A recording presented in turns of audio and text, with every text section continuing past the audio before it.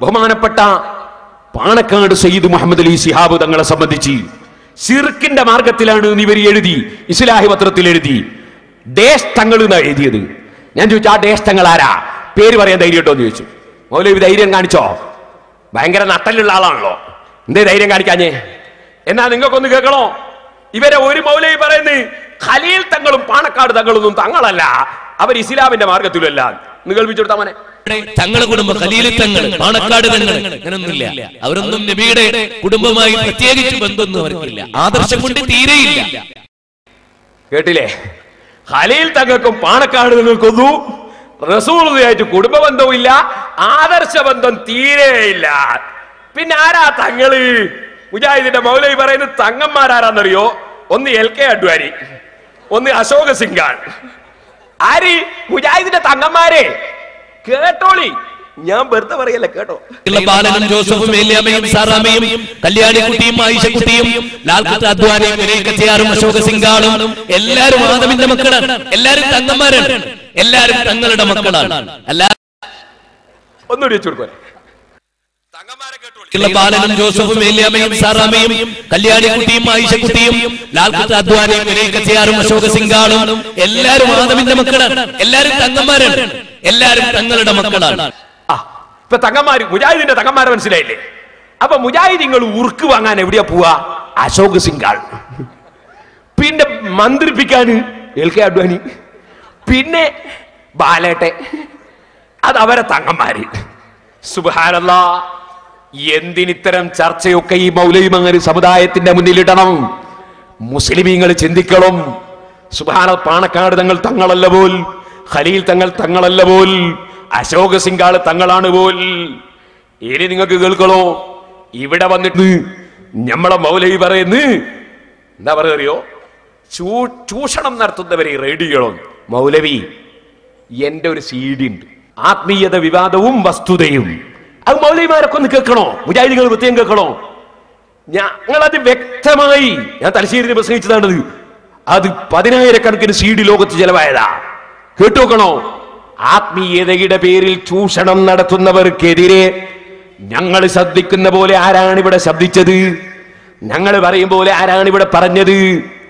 പക്ഷേ സഹോദരന്മാരെ, ഞാൻ മനസ്സിലാക്കുന്നു, ഈ അടുത്ത് മരിച്ചുപോയ മാനമുസ്ലിയാരാണെന്ന് തോന്നുന്നു, സംസാരിച്ച ഒരു പ്രസംഗത്തിന്റെ ക്ലിപ്പ് കേൾപ്പിച്ചിട്ട് മൗലവി ഇവിടുന്ന് ഈ ചാലപ്പുറത്തെ കള്ളുഷാപ്പിന്റെ സമീപത്ത് വെച്ച് പ്രസംഗിക്കുമ്പോ മൗലവി പറയുന്നത് എന്താണെന്നറിയോ?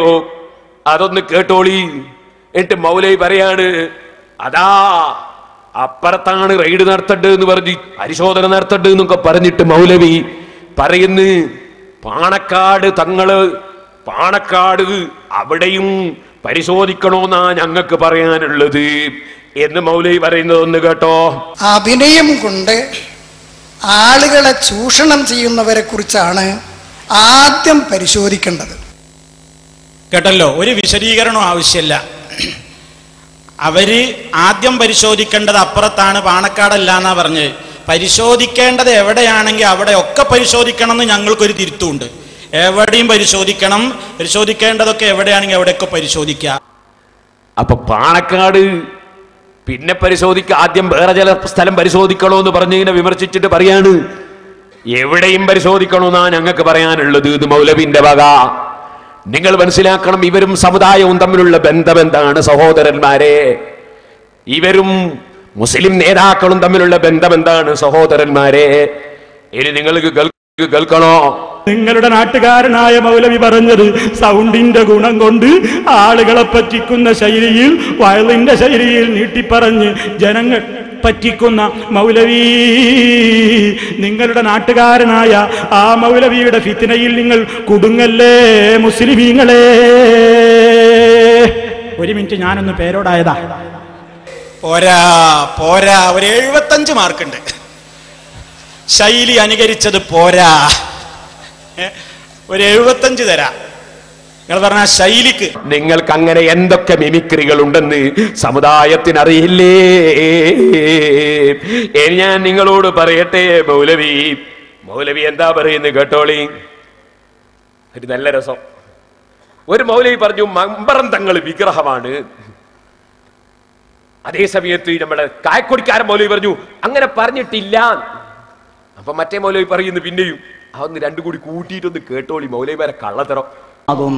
അപ്പൊ ഇവിടുത്തെ സുന്നികൾ ചെയ്യുന്നത് ഖബറാരാധനയല്ല, സാക്ഷാൽ വിഗ്രഹ ആരാധനയാണ്. മമ്പറം തങ്ങൾ ഒരു വിഗ്രഹമാണ്. മമ്പറം തങ്ങൾ ഒരു വിഗ്രഹമാണ്. മമ്പറം തങ്ങൾ ഒരു വിഗ്രഹമാണ്. അദ്ദേഹത്തെയാണ് ആരാധിക്കുന്നത്. മമ്പറം തങ്ങൾ ബിംബമാണെന്നോ മമ്പറം തങ്ങൾ വിഗ്രഹമാണെന്നോ മുജാഹിദികൾ പറഞ്ഞിട്ടില്ല. മമ്പറം തങ്ങൾ ഒരു വിഗ്രഹമാണ്. മമ്പറം തങ്ങൾ വിഗ്രഹമാണെന്നോ മുജാഹിദികൾ പറഞ്ഞിട്ടില്ല. മമ്പറം തങ്ങൾ ഒരു വിഗ്രഹമാണ്. കായക്കൊടിക്കാരൻ ഹനീഫ പറയുന്നു മമ്പറം തങ്ങൾ വിഗ്രഹമാണെന്ന് മുജാഹിദീങ്ങൾ പറഞ്ഞിട്ടില്ല. മുജാഹിദ് ബാലുശ്ശേരി എന്ന് പറയുന്ന മൗലവി, അയാളുടെ പേരെന്നാ മുജാഹിദ് എന്നാ. കുറച്ച് സ്ട്രോങ് അല്ലേ കാര്യം? അതാണ് എന്റെ പേര് തന്നെ മുജാഹിദ്, ഞങ്ങൾക്കറിയില്ലേ. അയാൾ പറയുന്നു മമ്പറം തങ്ങൾ വിഗ്രഹമാണ്. എന്താണ് സത്യസന്ധത? എന്താണ് ഇവരെ തമ്മിലുള്ള യോജിപ്പ്? ഒരു മൗലവി പറയുന്നു 648 സഖാഫികൾ ഇറങ്ങുന്നുണ്ട്, അത് 648 ഇബിലീസാണ്. കാരണോ ഇവർക്ക് സഖാഫി എന്ന് പറയുമ്പല്ലേ ബേജാറ്. അതൊന്ന് വെച്ചുകൊടുത്താ പോലെ. കഴിഞ്ഞ വർഷം സിറാജ് ദിനപത്രത്തിലെ ഒരു വാർത്ത കണ്ടപ്പോ ഞാൻ പെട്ടെന്ന് അന്തിച്ചു. എന്താ വാർത്ത? വാർത്ത പന്തിക്കാനുള്ള വാർത്തയൊന്നുമല്ല, ചെറിയൊരു 648 സഖാഫിമാർ ബിരുദം നേടി പുറത്തു വന്നു. അന്ന് എനിക്കൊരു പ്രസംഗം ഉണ്ടായിരുന്നു. അതുകൊണ്ട് ഞാൻ പറഞ്ഞു 648 ഇബിലീസുകളെ കെട്ടയച്ചു വിട്ടിട്ടുണ്ട്, ശ്രദ്ധിക്കണം. അപ്പോ ഇവർക്ക് ഈ സഖാഫികളെ കൊണ്ട് നിക്കക്കള്ളില്ല, അതുകൊണ്ട് പറയാണ്.